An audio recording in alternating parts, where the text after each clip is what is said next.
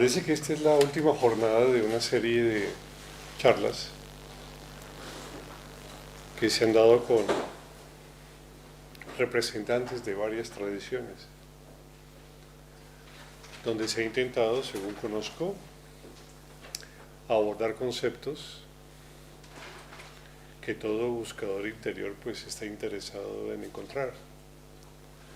Ustedes, según conozco, han profundizado en el budismo zen, han escuchado el Raya Yoga, han ido al sufismo, y así en varias vertientes han tratado de escudriñar la naturaleza de lo que se llama el ser.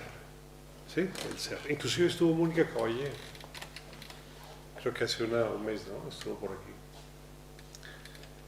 tratando de indagar la naturaleza de la realidad desde el punto de vista filosófico. El concepto ser es lo que en filosofía tiene un parangón religioso con Dios. La filosofía no habla de Dios. Esa materia la tiene reservada para la religión. La filosofía no habla de Dios. Esa materia se la tiene reservada a la teología.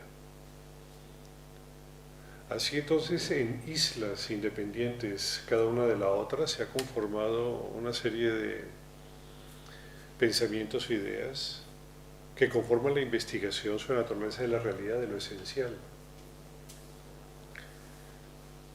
Cuando se habla de ser, se habla de filosofía, no se habla de religión. Y cuando se habla de Dios, se habla de teología, pero no se habla de filosofía. Eso ocurre mucho en Occidente. Oriente tiene una versión un poco diferente de esta situación.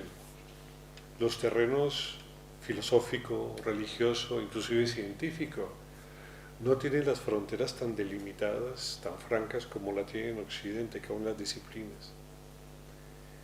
Y hay entonces que muchos de los pensadores orientales usan un léxico, usan una forma de expresar sus ideas en donde en muchas ocasiones se plantea la psicología, se plantea la filosofía, inclusive las religiones, de aspectos que van relacionados y asociados a la búsqueda interior.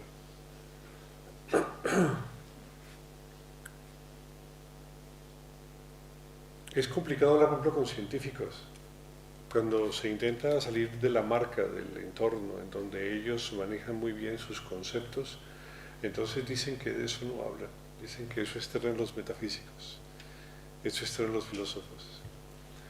Es simpático hablar, por ejemplo, de física cuántica y tratar de ver a dónde convergen las conclusiones filosóficas de sus propios análisis, y ellos se quedan ahí, ellos se detienen. Dice que eso es parte de la filosofía, que eso es parte de la religión, que eso es parte del misticismo, de la metafísica, que ellos no se meten ahí. En Occidente tenemos bastante diferenciado, bastante determinado el concepto del ser. El concepto de ser lo busca lo que se llama en Occidente la metafísica. Mónica les debió comentar al respecto. La metafísica es quien se encarga de la búsqueda del ser. ¿Qué es el ser? Es lo que es. ¿Qué es lo que es? Es lo que es el ser. Es aquello que existe por sí mismo y en sí mismo, el ser, ¿no? La indagación que de ello se hace, se intenta a través de la metafísica. El gran problema es que los recursos filosóficos que poseemos, inclusive intelectivos, racionales eminentemente, no llegan necesariamente a un elemento final que determine la validez o la esencia, cómo reconocer la esencia del ser. La metafísica es una de estas ciencias en las que se expresa mucho como en la economía. ¿Han visto en la economía? Todos hablan de economía y todos se pueden equivocar, pero todos son científicos. Así los filósofos hablan del ser, pero no se llega al ser, no se entiende qué es el ser. Es una especie de prolongación teórica, de la cual pues se pueden abordar cualidades o características, pero no se sabe esencialmente qué es. El ser o Dios o la divinidad o lo que es, se ha intentado abordar desde diferentes tradiciones. Ustedes han escuchado aquí, no sé si a taoístas, sufistas, budistas. Por aquí ahora ha pasado por este asiento muchísimas personas que les ha contado una historia, la historia de cómo se busca el ser. La mayoría de las tradiciones la buscan de una manera que es un tanto paradójica, la buscan a través del dogma y el ritual. La mayoría de las tradiciones busca a través del dogma y el ritual. Inclusive el cristianismo básicamente es dogma y ritual. Dogma y ritual. ¿Qué es dogma? Dogma es una serie de enseñanzas predeterminadas, prefijadas, validadas, una serie de axiomas que se dan por hechos, que se dan por ciertos, como posibles. Y luego entonces hay una serie de rituales que enmarcan desde el punto de vista práctico esa suma de eventos. Occidente y muchas tradiciones han convertido el dogma y el ritual y la búsqueda de la tradición en una búsqueda altamente moral. Y ese ha sido uno de los grandes problemas de muchas de las tradiciones. Las tradiciones, cuando empiezan a adoptar un entorno moral, empiezan a descender, empiezan a morir, empiezan a diluirse. Las tradiciones, y especialmente la Advaita, no es una tradición moral, es una tradición cognitiva. Y voy a hacer claridad en ello para poder hablarles sobre el ser como se expresa en esta tradición.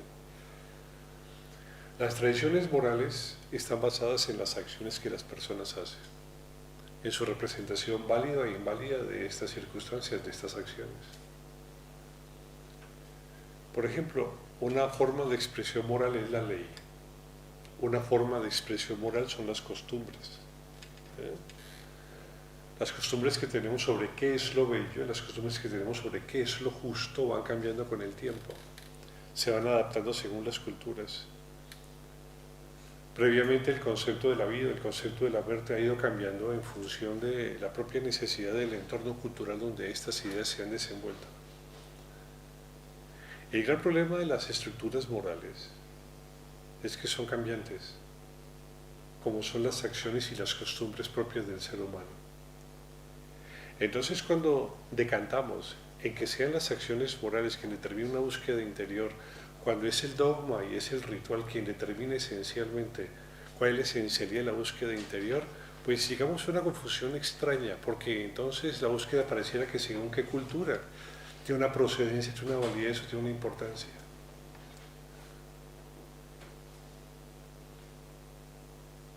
El ritual se convierte en una expresión de los dogmas y los dogmas se convierten en expresión de los rituales. Pero ¿y dónde está el ser allí? Muchas veces estos dogmas, estos rituales no son simplemente más que proyecciones, a veces lejanas, a veces simplemente falacias de lo que realmente es el ser. Y muchas de las tradiciones han muerto porque quienes implementan la moral, que son los que determinan esencialmente el camino de la acción de las personas, lo hacen finalmente por el propio poder que determina el hecho de determinar qué es lo que debe hacer alguien y qué no. Es decir, la moral se convierte en algo que no es universal. La moral tiene un problema y es que no es universal. Lo que es bueno para unos no es bueno para otros. Ustedes han visto países, hemos visto en este último milenio, países que son capaces de invadir a otros, justificando dicha circunstancia porque tienen estas armas químicas. ¿Es así o no? ¿Sí? Y su moral les permite hacer eso, aunque no existieran armas químicas. Y no pasa nada. ¿O sí pasó algo? ¿Pasó algo o no pasó algo? No pasó nada. Por ejemplo, en Colombia, donde nací, hubo una época parecida a la que aquí en España hubo de violencia. Aquí había dos facciones. La que ganó Franco fue la que finalmente reinó. Allá en Colombia había dos facciones, una los liberales y otros los conservadores, igual que en todas partes, ¿no?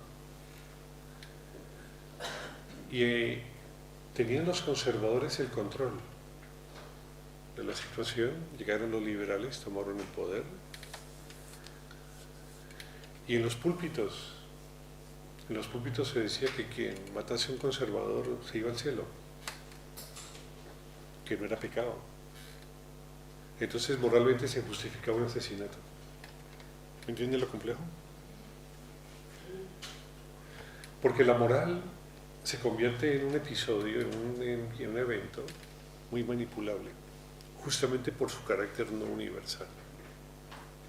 Cuando una tradición empieza a sustentar sus bases sobre la moral, sobre el concepto de la búsqueda de la virtud como elemento esencial, empieza a perder su centro, porque la esencialidad del ser no posee una connotación moral, sino que es una connotación cognitiva, que les voy a explicar ahora de qué va.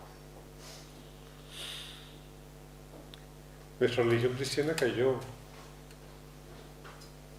en la simpleza moral. ¿Ustedes creen que el cristianismo debería estar repartiendo alimentos? ¿O enseñando qué es Dios?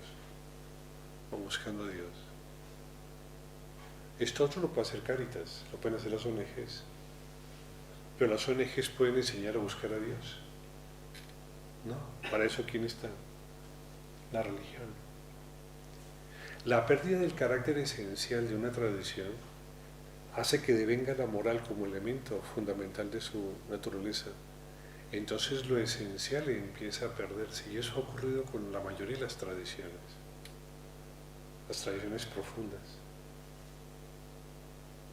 Ustedes se dan cuenta, por ejemplo, en el Islam, la complicación que hay en el manejo y la interpretación del Corán, en los alcances extraños que muchas de las condiciones, consecuencias y análisis se tienen de él.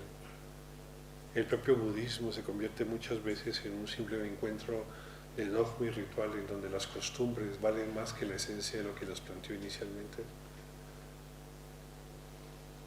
Y lo que tenemos es un mar de dogmas y un mar de rituales. Yo me acuerdo cuando era jovencito y había que hacer el Agni Yotra. Yo nunca lo hice, ¿no? El Agni Yotra.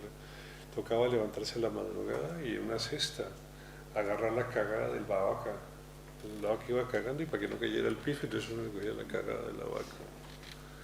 Entonces procesaba eso y hacía inciensos, y con eso oraba el sol y decía, joder, ¿y esto hay que hacer para poder llegar a Dios? ¿Sí? Y así hay de todo. Es que ustedes pueden ver la cantidad de cursos, seminarios, inquietudes, análisis que hay. Es que uno va a un libro, va a una biblioteca de estas de cultura esotérica o de ayuda personal, y encuentra cosas que uno dice, y se hace cruz y dice, pero ¿cómo alguien puede?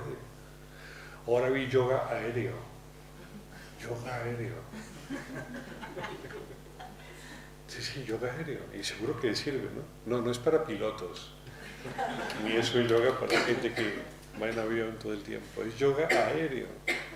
Y entonces hay uno tras otro de los que han inventado tantos tipos de yoga, y dice uno, joder, ¿y esto a dónde va? Pues evidentemente algún sitio, del cual tampoco sé muy bien cuál es, pero lo que se busca es enunciar una serie de elementos básicos, una serie de hipótesis, hay unos axiomas que los soportan, y una serie de prácticas. Yo creo que si Patanjali, que es el creador del Raya Yoga, escuchase lo que hay en el ambiente, yo creo que se revuelve en la tumba el pobre. De cómo se puede mercadear de tal manera, de tal forma, un conocimiento que desafortunadamente muy poco se entiende. Y uno de los grandes problemas que hay es justamente el entorno moral donde se desarrollan las tradiciones.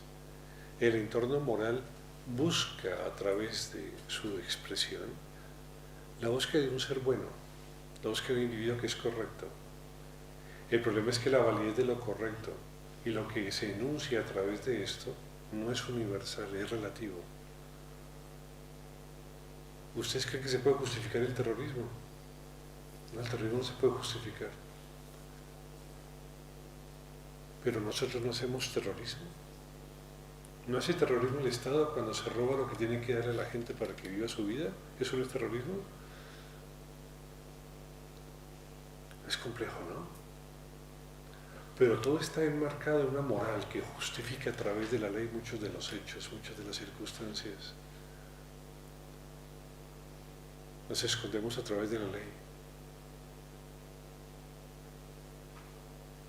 ¿Han visto ustedes en los partidos políticos? Dice, usted con los seres. Dice, y usted con Bárcenas. Y usted con los seres, y usted con Bárcenas. Y ninguno dice, sí, joder, es que metimos la pata. No, es que no son capaces. Aquí la mejor defensa es el ataque en la política. Y hemos conformado un conglomerado moral, buscando un ser excepcional, virtuoso. Y eso no existe. Porque lo que planteamos como válido no es universal, es relativo. El concepto de bien y mal no tiene sentido, no es universal. ¿Ustedes creen que es malo matar? Nosotros tenemos una serie de mandamientos, hay que cumplirlos. ¿Ustedes creen que cuando se planteó la herejía se cumplieron muchos de ellos? ¿En la Inquisición se cumplieron? ¿Se dan cuenta cómo esto es manipulable? Y la mayoría de las estructuras religiosas han perdido la condición cognitiva y lo que han instaurado es un proceso netamente moral. Y se han convertido simplemente en esencias o en estructuras sociales y culturales. Ahora sabemos más de la Iglesia por el apoyo no a los homosexuales. Sabemos más de la Iglesia no por el apoyo que hay al mundo del aborto. ¿Y de Dios? ¿Quién habla de Dios? ¿A quién le toca hablar de eso? ¿A quién, jóvenes? ¿A quién le toca hablar del ser? Kant, uno de los últimos grandes filósofos, llegó a la conclusión absolutamente lógica de que el ser es inaprehensible por la razón, que el ser no podía, que las categorías esenciales del ser no pueden ser atrapadas por la mente. Y eso cejó la discusión. Desde ahí la filosofía ha variado muchísimo. La filosofía se ha ido al manejo del lenguaje, al manejo de la historia, la filosofía de la comunicación, porque la búsqueda esencial de qué es el ser es inapresable. Entonces se llamó fenomenalismo. Podemos conocer el fenómeno del ser, mas no la esencia del ser. Entonces la búsqueda del ser, ¿quién la tiene? La búsqueda de Dios, ¿quién la posee? ¿Quién la deduce? ¿Quién la estructura? ¿Quién la muestra? Nos quedan solamente las tradiciones antiguas, pero muchas de ellas han tomado el camino de la moral. Y entonces pareciera que lo bueno es o sentarse de una manera, o comer algo especial, o tener una postura física cuando se medita. Pareciera que lo que hay que hacer es algo muy específico en algún libro que no conocemos todavía y que no ha sido escrito, y que espero que sea escrito, entonces hay que realizar. Ese es un problema que hay muy serio. Cuando yo era jovencito, cuando era muy chiquitín, siempre tuve una búsqueda profunda sobre lo que es el ser. Siempre tuve esa inquietud, ¿qué es el ser? ¿Qué es lo real? Ya de muy joven empecé a leer los clásicos, empecé a leer a Platón, Aristóteles, empecé a leer a todos los grandes pensadores, a los presocráticos inclusive. Me fui a Ibn Arabi al sufismo. Siempre me gustó la vida del Buda maravillosamente, miré su enseñanza. Leí el Sutra del Corazón, el Sutra del Diamante y los grandes textos del budismo. Y empecé a leer todo lo que se podía leer. Y entre más leía, menos entendía. Porque pareciera que hay un punto, pareciera que hay un sitio, un lugar en donde en vez de hacerse todo simple, se hace todo más complejo. En donde en vez de que las direcciones lleguen a un punto, pareciera que llegan a una glorieta. Entonces lo que hace es uno salir disparado por todos los extremos en tangente. Yo medité, hice todo lo posible, todo. La primera meditación que hice fue devocional. Buscaba al ser. Entonces busqué una institución que me enseñase, ¿no? Y lo primero que hice fue devoción. Empecé a cantarle a todos los dioses, a todos. Primero los hindúes, ¿no? Le canté a Shiva, a Ganesha, Parvati, a Krishna, a Rama, joder, a todos. Cantaba y pasaba horas y horas y horas y horas durante días, meses, años. Los instructores me decían, Iván, hay que educir la devoción, porque la devoción acerca a Dios. Entonces decía, joder, claro, es que el camino es la devoción. Uno para buscar al ser, toca devocionarse al ser, toca amar al ser. Pero aunque yo cantaba y cantaba, esto no funcionaba, ¿no? No me ponía, como dicen ustedes. Ni Shiva me ponía, ni Ganesha me ponía. El dios elefante era muy simpático, ¿no? El dios del discernimiento, el dios de Viveka. Pero sí, será simpático y tiene historias y todo, y su trompita es sexy, pero no hemos llegado. Entonces, en este primer encuentro, los primeros años, no hubo manera. La segunda, pues, vámonos a Patanjali, hagamos un poco de respiración, un poco de pranayama. Me la pasaba respirando para arriba, respirando para abajo, llevando el control del prana, reteniendo Kumbhaka, Recha, Kapuraka. Pero la mente iba a 1000 por hora, iba a 1000 por hora. ¿Han notado lo que es eso, no? Que uno se sienta y pareciera que la mente está esperando para explotar en 1000 pensamientos. Y tampoco. Entonces decía, joder, bueno, vamos un poco más lejos con Patanjali. Tratemos de cortar los sentidos. Lo que voy a hacer es irme para adentro. Sí, me iba para adentro pensando, imaginando y me quedaba dormido. Hice todo lo que se podía hacer, todos los tipos de prácticas. Visualicé, no visualicé. Hice de todo. Al final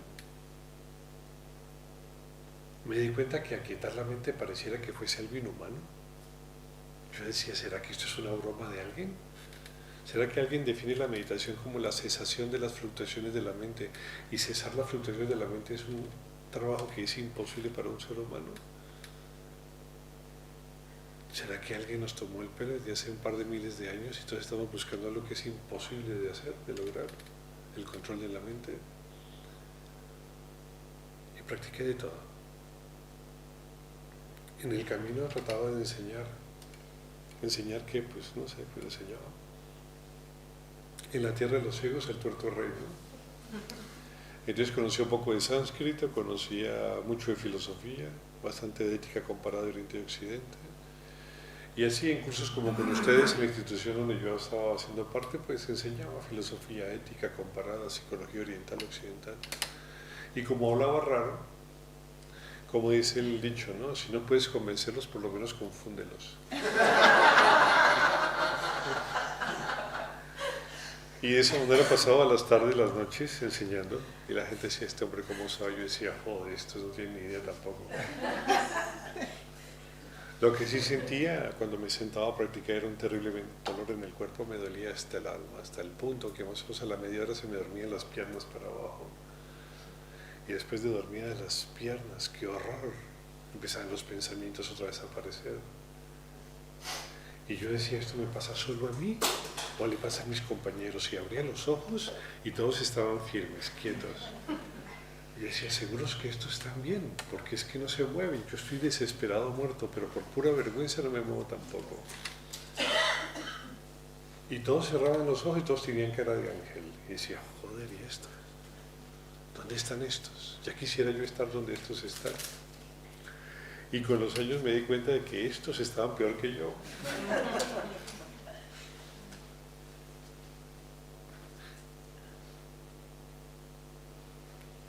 A los 26 años tuve una experiencia que fue un poco cambiante en mi vida. Cambié rumbo. Sin saber cómo ni por qué, en un instante. Ya cuando había asumido de que hacía lo que podía y lo que no podía, pues no lo hacía.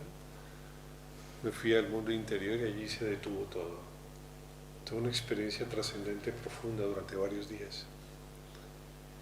Y al salir de esta experiencia, la mente cambió en su esencia, cambió mucho en su naturaleza. Es como cuando se deja una ropa en remojo y luego se la saca, entonces el agua absorbió el mugre y uno saca la ropa, se seca y queda limpia. Pues pasó lo mismo, la mente quedó en remojo y ese remojo cogió algo de la mente y luego la mente quedó un poco diferente. Una de las cosas que cambió es que en mi mundo se deshizo la capacidad fantasiosa, no puedo volver a fantasear. Se extirpó, como cuando uno hace así y dice, ¡ay, ya lo saqué! Pues se extirpó la fantasía.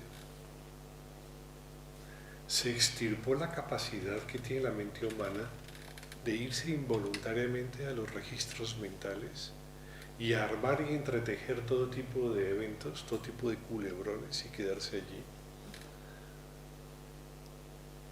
me di cuenta que la fantasía ocupa el mayor tiempo de las personas. ¿Han estado ustedes atentos todo el tiempo? ¿Sí? ¿A mí escuchó hasta la última palabra que he dicho?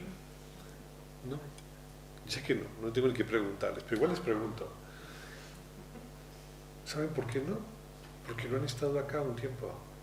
Ustedes van y vienen.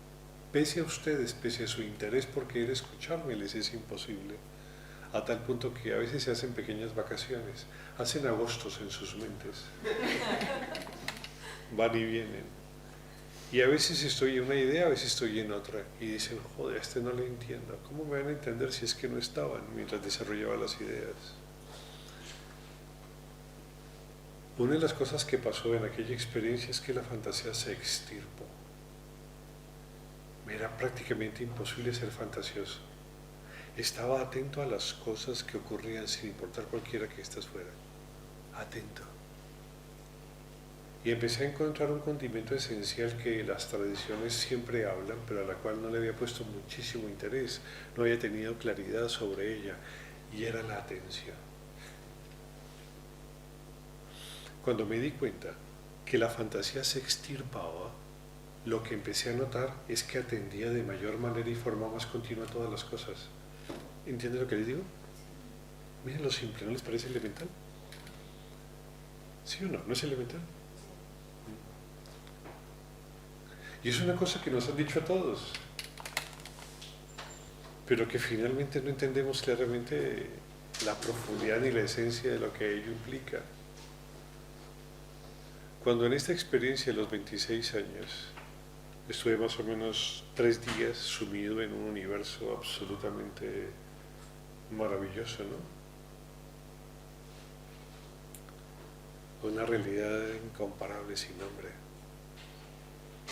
inmensa, infinita, absoluta. Y era como colocar lo que les dije, ¿no? La ropa en agua para que el mure se suelte y el agua la atrape.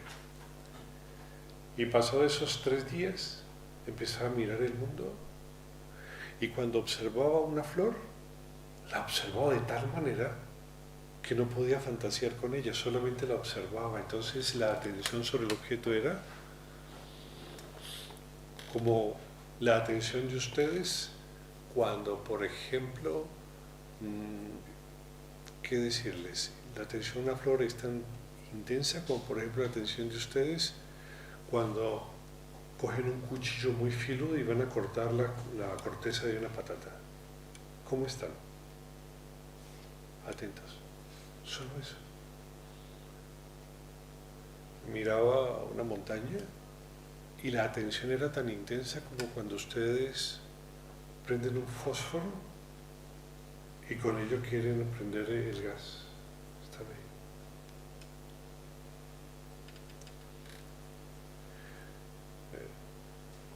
Era tan intenso que caminaba, por ejemplo,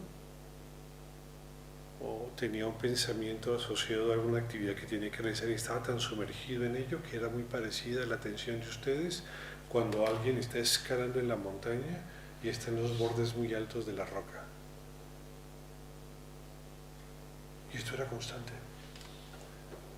Es decir, todo el día pelaba patatas, todo el día estaba subiendo por la roca, por la pared, todo el día, todo el día. Todo el día estaba prendiendo el fósforo, todo el día prendía el fósforo. No importa qué acción se hiciera, eso era prender un fósforo. Y si no era eso, entonces cortando una patata. Y si no era eso, entonces estaba subiendo por la pared constantemente, atentamente, sin importar qué situación fuera. Puede ser hablar a una persona o simplemente escucharla. Escuchaba con la atención dispuesta. ¿Por qué? Porque algo en mí se había quitado y le había dado espacio a otra cosa que se veía de manera más clara, la atención. Solamente eso, el truco sencillo, la atención. Una atención dispuesta de una manera diferente. Y no es que ustedes no estén atentos, no es eso. Y no es que yo antes no estuviese atento tampoco, porque estaba atento. Estaba atento a intentar esforzarme de todas las maneras posibles, buscarme a mí mismo. Estaba atento a ello. Y doy fe de que estaba atento. Pero esa atención no era suficiente, ¿no? Era como colocar una olla completa de agua y poner un fósforo para que se evapore. No se evapora. Pueden quemar todos los fósforos que quieran toda la vida y ninguno de ellos, cerillas, no fósforos, podrán quemar todas las cerillas que deseen y la superficie de esa olla no sube 1 o 2 grados. Y eso sí sube algo, ¿no? No importa su esfuerzo, no importa su atención, no, sepan que no es suficiente, que esa atención no sirve. Simplemente no sirve, no es suficiente. Aunque tengan las mejores intenciones, esa atención que ustedes tienen no es suficiente. Esa atención es tan pobre que no pueden ni escucharme. No pueden conducir y estar conduciendo. No pueden caminar y estar caminando. No pueden sentir y estar sintiendo. No pueden querer y seguir queriendo. No pueden reflexionar y seguir reflexionando. No son capaces. Ustedes no son capaces de hacer eso. Aunque están atendiendo, pero no son capaces. Entonces, prende una cerilla, está en un objeto y se les apaga la cerilla. Eso cuando no se queman los dedos. Y me di cuenta de una cosa, que simplemente al extirpar la fantasía, ello le daba espacio a un tipo de atención profundamente continua, profundamente estable. Esta atención no tenía que ver con una intelectualidad versada, tampoco tiene que ver con ser inteligente, no tiene que ver con nada de eso. ¿Me siguen? No tiene que ver con ser joven, con ser inteligente o con ser bella. No tiene ni siquiera que ver con ser culto, ni siquiera con ser español, europeo o ser parte del grupo Schengen. Eso, rubios, pelinegros o ojiazules, no tiene que ver absolutamente nada de eso. Ese tipo de atención continua es algo que simplemente asumía que tenía y que era suficiente, pero que finalmente descubrí que no era aquello que se necesitaba para poder percibir el mundo y conocer las cosas como son. Porque no es cosa de ir a otro mundo, es cosa de conocer este mundo, las cosas siendo. No es cosa de que haya un ser en algún lugar, es que el ser está en la percepción misma cuando se conocen las cosas tal cual. Si no hubiese pasado esa experiencia, no sé qué hubiera ocurrido. Seguro que estaría sentado ahí también, ¿no? Antes de los 26 años me había pasado. En algunas ocasiones había tenido experiencias de samadhi muy jovencito, muy variadas. En estas experiencias, evidentemente lograba este nivel de atención continuo. No importa qué actividad se hiciera, era profundamente atento. Profundamente atento. Como cuando sacan dinero del cajero. Cuando va a salir el dinero, están atentos. La atención así como esa, todo el día. Lo que pasa es que pasadas unas horas se me iba. Y otra vez llegaba Iván, y otra vez llegaba el sufrimiento, la timidez, la congoja, y váyase al colegio y vuelva. Y los líos, ¿no?, que puede tener un adolescente. Entonces no tenía herramienta, no tenía suficientes elementos para poder decir que ese tipo de atención era algo, no tenía una estructura cognitiva suficiente y clara para poder soportar esa experiencia interior. Pero a los 26 años ocurrió eso. Desalojé la fantasía. ¿Ustedes saben lo que es vivir sin fantasía? Yo no hablo vivir sin pensar, vivir sin fantasear. ¿Estamos de acuerdo? ¿Sí? Me es fácil cuando estoy comiendo con la gente mirarlos y ver cómo se van. Pero estamos todos en la mesa, entonces uno se va por un lado, está comiendo y ya. Luego vuelve. ¿Sí? Otro toma un vino. Luego vuelve. Y van y vuelven todos, ¿no? Es simpaticísimo eso. Antes me decía, ¿y cómo es que no se enteran de que no están? Es que no están, por eso no se enteran. Hubo épocas inclusive que me molestaba, decía, pero esto es lo que anda, ¿no? Pero es que yo también estuve allí, yo también me vestí con esos colores, ¿no? Es decir, mire, para ganar la liga de fútbol no se puede ser del Elche. No da. La atención que ustedes tienen es una atención como del Elche. Y para tener la copa en los brazos, excepto en la fantasía, no tienen otra opción. Esa atención que les permite conocerme, entenderme, saberlos, conocer el clima, temperatura, día, eso está bien para percibir estos objetos que son cambiantes. Pero para poder entender a los objetos y a la esencia que es estable, tiene que poseer un atributo de atención que es diferente. Ese atributo de atención que es diferente se forja de una manera tal en donde uno aferra algo que se llama el presente, y al aferrarlo no se suelta de él, no hay forma de deshacerse de él. Y él nos transporta lentamente a una forma diferente de conocer el mundo, que no es una forma moral, que no es una forma moral, que no está escondida en un hacer, que no está escondida en una virtud, que no está escondida en una costumbre, que no está escondida en un tipo de justicia, que simplemente está apoyada en un tipo de saber, la simple sensación de saber del ser, la simple sensación de saber y del conocer, solo eso.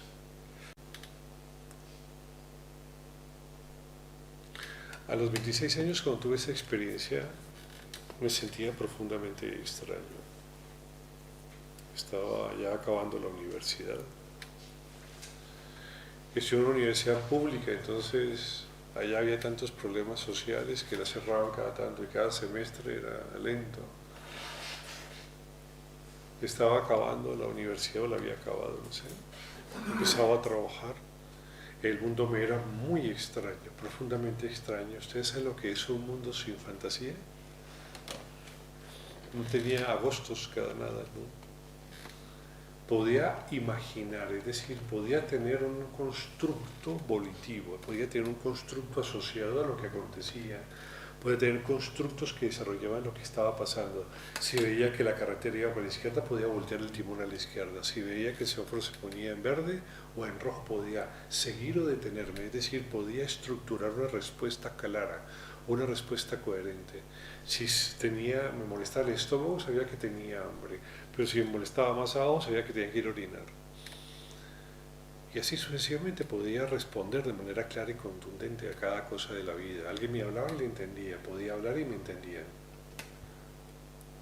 Pero no podía construir fantasías.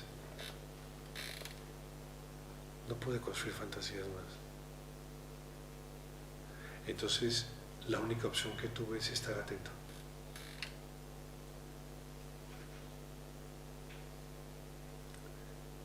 Y empecé a viajar constantemente en la atención, en mi mundo interior.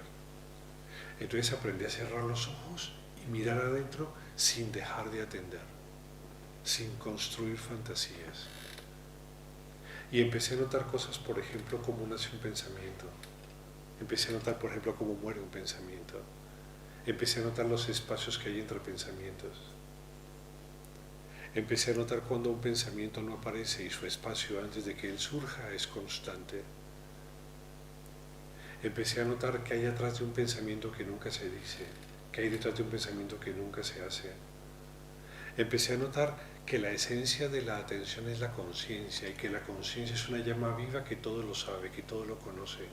Es una condición puntual, esencial, ilimitada que sabe y sabe que sabe.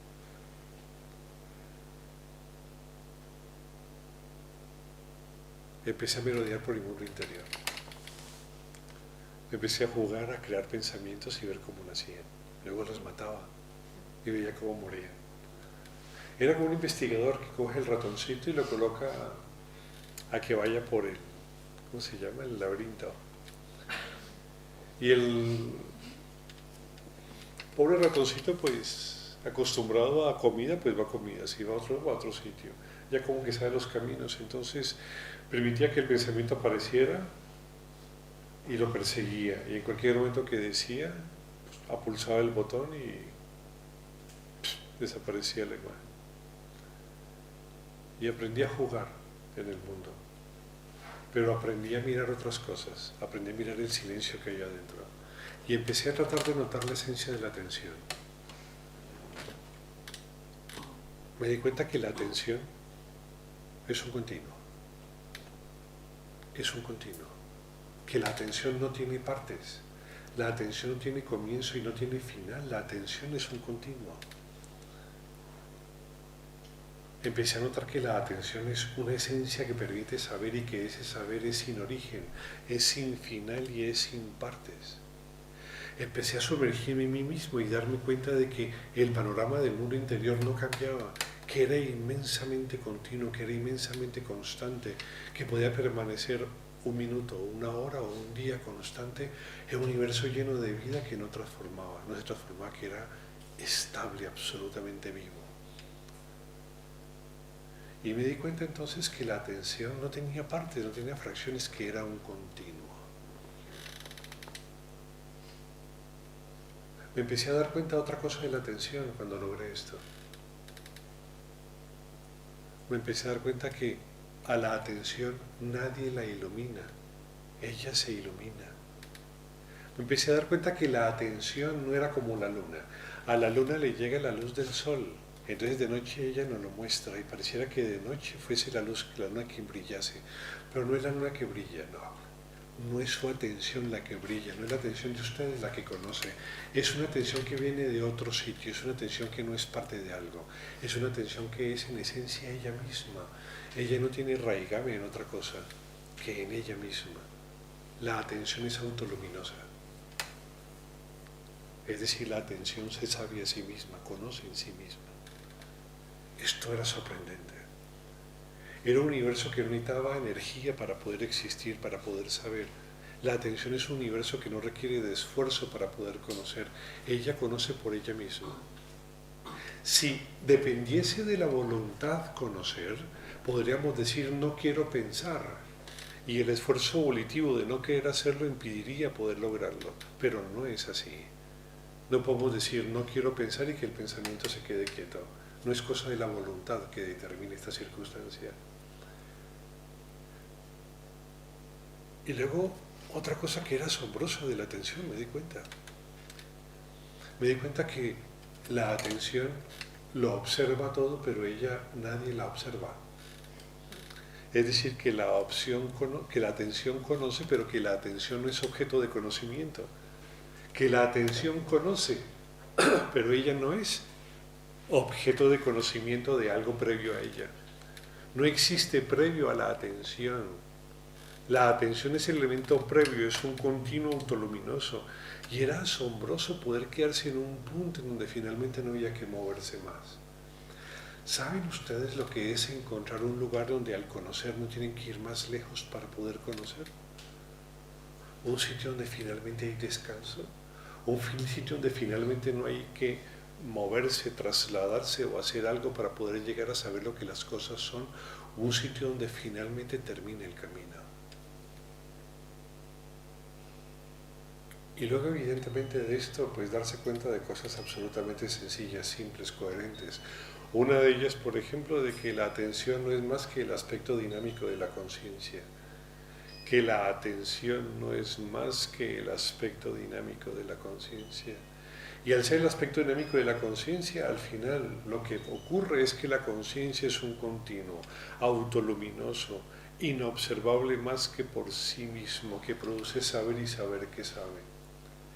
Y cuando uno se sitúa allí en ese lugar y percibe el mundo desde esta perspectiva, y cuando uno alberga esa realidad y ve el mundo desde esa condición, entonces lo que percibe es al ser.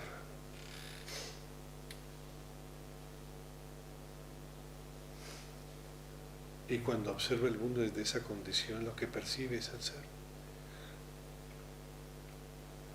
Pero en cambio, si llega a abrir los ojos, Entonces también percibe al ser en las cosas. Y la percepción del ser en las cosas es absolutamente exquisita. ¿Saben cómo se percibe al ser en las cosas? Se percibe como cuando dos gotas se unen. Existen sus esencialidades, pero no existen fronteras. Una de las cosas que hace la atención es romper las fronteras con las que las cosas al percibirse se delimitan y se definen. El mundo del ser es un universo en donde los objetos existen, pero sus fronteras no se advierten mentalmente. Cuando una gota cae, podemos notar su forma. Vemos que es aproximadamente esférica. La tensión superficial produce esa forma, una esfera aproximada. Y si caen varias gotas, lo que notamos es si podemos fotografiarlas que caen en forma aproximadamente esférica. Pero cuando ellas se juntan, siguen existiendo, pero sus fronteras no se detectan.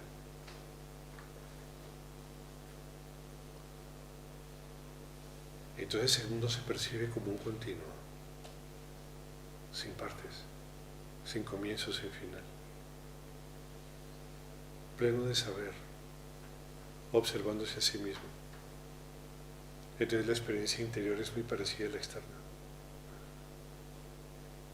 Y la conciencia asume el rol de saber las cosas, razón por la cual finalmente la conciencia al conocerse conoce a sí misma. Y a esa capacidad de la conciencia de conocer sin dejar de ser y conocerse a sí misma a la vez, le llamamos no dualidad. Y este experimento y esta búsqueda partió de una cosa muy sencilla, muy simple, muy elemental. Partió del hecho de simplemente deshacer la fantasía. No la deshice yo. Ocurrió pese a mí. Pero tal vez fue de las cosas más interesantes, más maravillosas y más especiales que a un ser humano le puede ocurrir. Vivir sin fantasía. Vivir simplemente atentos. Día tras día.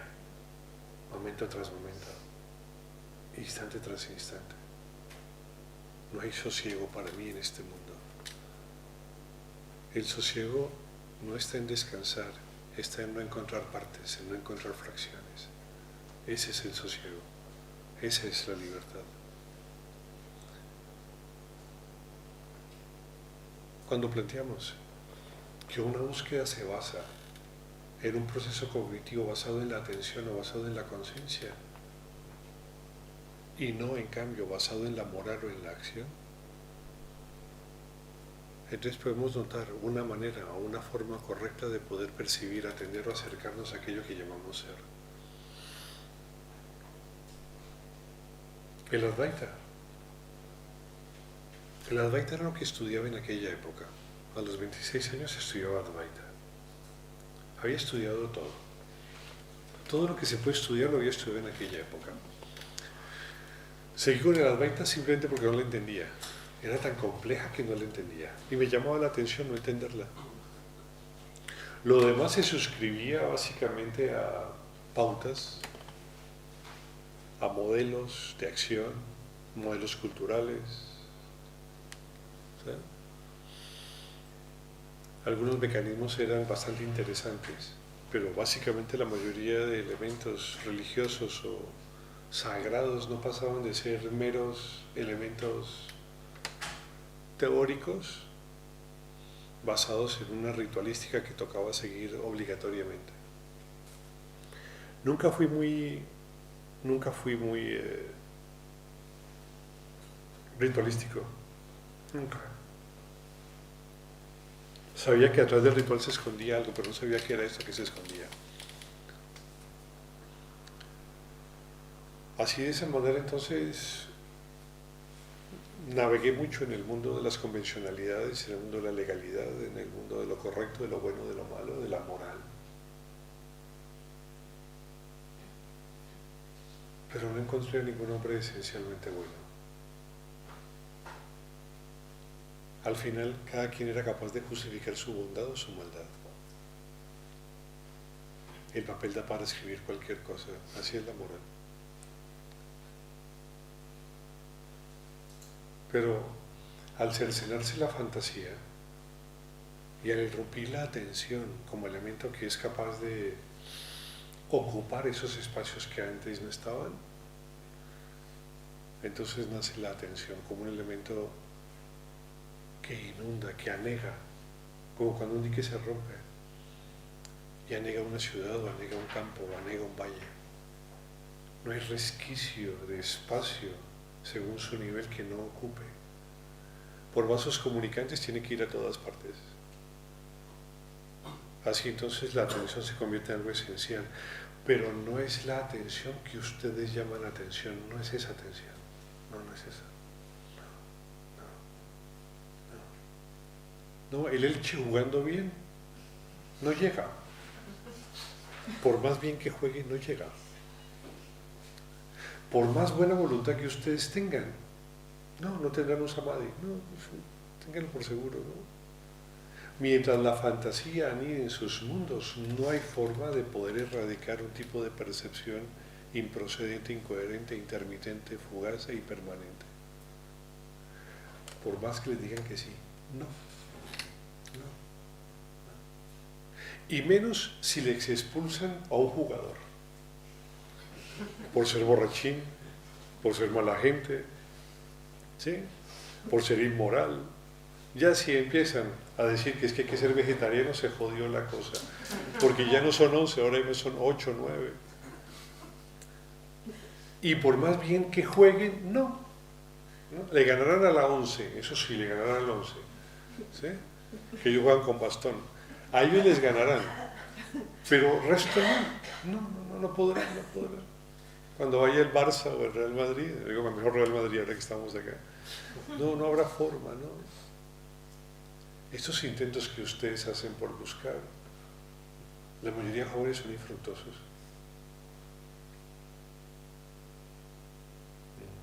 Eso es triste, pero la verdad. Porque se hacen esfuerzo para buscar.